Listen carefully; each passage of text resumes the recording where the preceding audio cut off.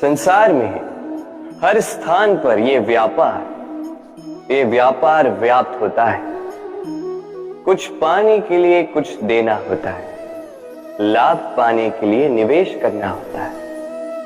यदि किसी के भाव जानने हो तो स्वयं की भावनाओं को व्याय करना ही होता है।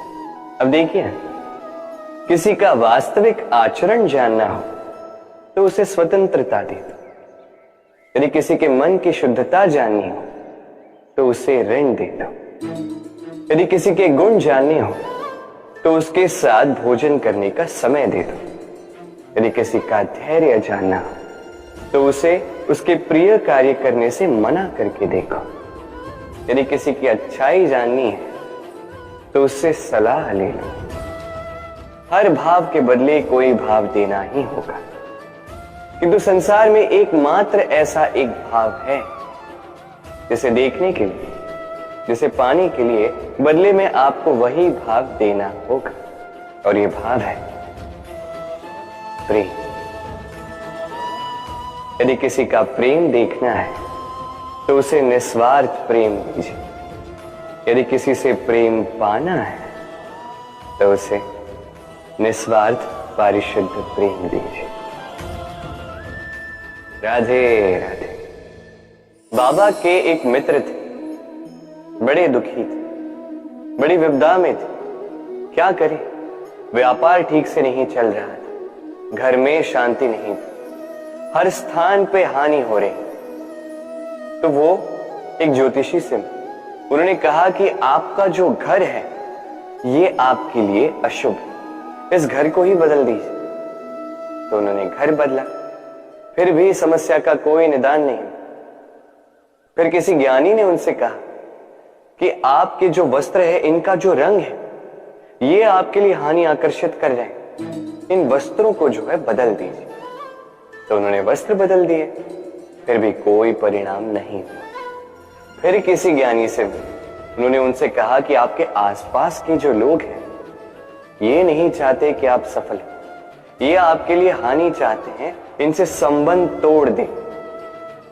तो उन्होंने संबंध तोड़ दी, फिर भी जीवन में कोई परिवर्तन नहीं हुआ। तो इन्होंने घर बदला, वस्त्र बदले, संबंध बदले, कुछ नहीं बदला तो स्वभाव। अब ये जो स्वभाव है ये अत्यंत महत्वपूर्ण है। ये स्वभाव ही आपका व्यक्तित्व बनाता है, इसलिए स्वभाव को सुधारे, इसमें शुभ परिवर्तन है, सब कुछ शुभ ही हो। राधे राधे। मनुष्य को मिली सबसे अद्भुत भेंट ये वाणी है जो मनुष्य को संसार में सारे अन्य जीवों से भिन्न बनाती है, संसार में सबसे ऊपर ले जाती है। इसी वाणी के कारण हम एक दूसरे से संवाद साध सकते हैं। मैं अपनी मन की भावनाएं किसी से व्यक्त कर सकता हूं, कोई और उसके मन की भावनाएं मुझसे व्यक्त कर सकता है। ये वाणी ही हमारी सबसे बड़ी ढाल भी है। अब देखिए, आपने देखा होगा किसी की वाणी मीठी होती है तो लोग उससे प्रेम करते हैं, उसे अपना मित्र बनाते हैं। वहीं किसी की वाणी यदि कड़वी होगी तो लोग उससे घृणा करते हैं, उसे अपना शत्रु मान लेते हैं। ये वाणी ही है जो भाषा बनकर हमारा इतिहास लिखती है। किंतु क्या हम सच में वाणी के विषय में इतना सोचते हैं जितना हमें सोचना चाहिए? सोचिए, मनुष्य को बोलना सीखने में कितना समय लगता है। कुछ बालक 1.5 वर्ष की आयु में सीख जाते हैं, कुछ 2 वर्ष, कुछ 3।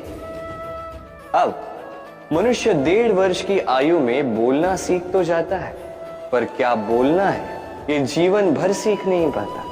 इस पे ध्यान केंद्रित कीजिए, समझने का प्रयास कीजिए कि बोलना क्या है। अपनी वाणी शुभ रखिए, अपनी वाणी मीठी रखिए, और इसी मिठास के साथ मेरे साथ आकर कहिए राधे राधे। कहते हैं समय से पूर्व कुछ नहीं होता, हर बात का एक समय होता है। समय से पूर्व ना सूर्योदय होता है ना सूर्यास्त होता। समय से पूर्व पौधों में ना पुष्प खिलते हैं ना फल। किंतु एक बात सोचिए, यदि वर्षा आने से पूर्व किसान भूमि ना जोते, वो बीज ही ना पिरोए, तो क्या फसल होगी? यदि योद्धा युद्ध से पूर्व अपने शस्त्र ही ना परखे, तो वो युद्ध कैसे लड़ेगा? इसका अर्थ ये, समय आपका जब आना है तब अवश्य आएगा, किंतु तब तक ये महत्वपूर्ण है कि आप स्वयं को उसके लिए सज्ज रखें, क्योंकि ये अवसर, ये शब्द बोलने में जितना छोटा है, ये आता भी उतने छोटे समय के लिए है और फिर निकल जाता है। अब यदि अवसर आपके हाथ आ जाए और यदि आप उसके लिए सज्ज ही ना हो, तो आपको सफलता कैसे मिलेगी?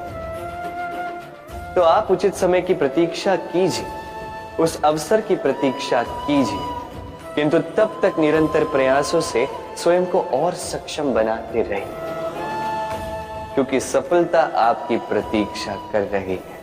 बस उसके लिए सज्ज रहिए। राधे राधे।